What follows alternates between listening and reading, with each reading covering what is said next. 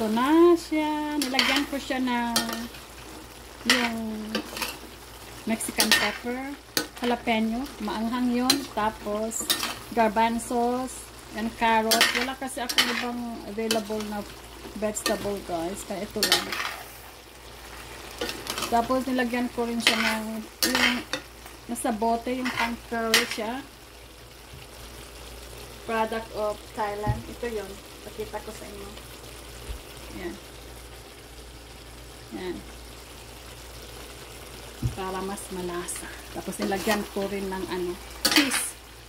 Para malasa, guys. Yan. Ayaw kasi ng ano, kaya may mga buto-buto, guys. Tinanggal ko yung meat niya. Siyempre, mayroon pa rin meat na natira doon. Kaya hinalo ko na lang. So, ito yung mga breast. Kasi gusto yung anak ko na walang bone. Katikman natin.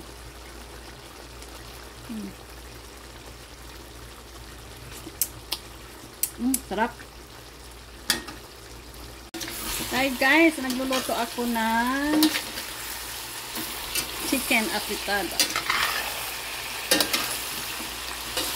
Bumili ako ng, I think, 5, breast chicken, isang pack. So, ang ginawa ko, guys, binoil ko muna yung chicken kasi alam naman natin ang chicken ay malansa, diba? So, binoil ko siya ng maraming laurel leaf.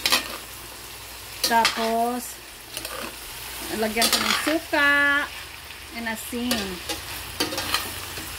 Tapos, ayun. Nawala yung dugo.